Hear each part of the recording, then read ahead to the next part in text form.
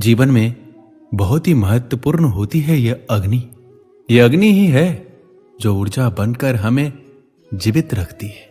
किंतु सोचिए, यदि यह ऊर्जा क्रोध की अग्नि बनकर भड़क जाए तो क्या होता है। एक तिनके में लगकर संपूर्ण वन को भस्म कर देती है।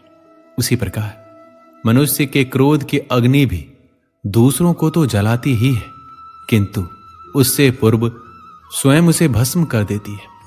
तो क्या किया जाए, कैसे नियंत्रण में किया जाए इसे?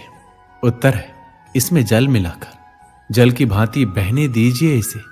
ठीक वैसे ही जैसे सूर्य अपनी अग्नि को तेज बनाकर आप तक पहुंचता है। यही अंतर है सूर्य की अग्नि में और हमारे क्रोध की अग्नि में। सूर्य की अग्नि बहकर छनकर हम तक आती है और इसलिए वो तेज कहलाती है। दूसरी ओर हमारे क्रोध की अग्नि की तो कोई सीमा ही नहीं है। तो अपने भीतर की ऊर्जा को क्रोध बनाकर जलाना चाहते हैं या ऊर्जा बनकर बहाना चाहते हैं, निर्णय आपका है।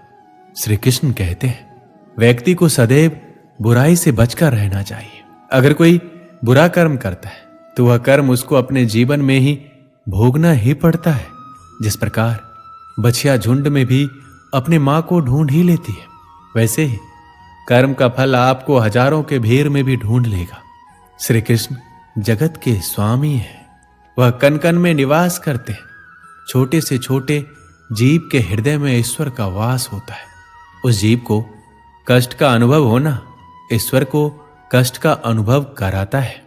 अर्थात किसी जीव को कष्ट देकर अपने ईश्वर को खुश कैसे देख सकते हैं?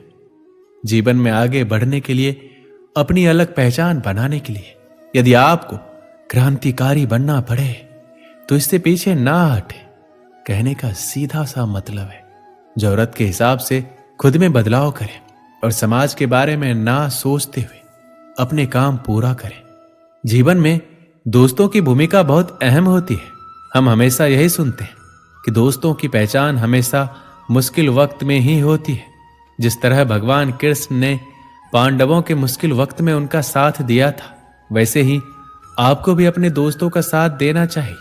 इसके साथ ही आपको ऐसे ही दोस्त बनाने चाहिए जो आपके मुश्किल वक्त में आपके साथ खड़े रहे। जीवन में हार जीत लगी रहती है, लेकिन सफलता सिर्फ उसी व्यक्ति को मिलती है जो अपनी गलतियों और हार से सीख लेकर आगे बढ़े। हार कर निराश होना किसी भी समस्या का हल नहीं।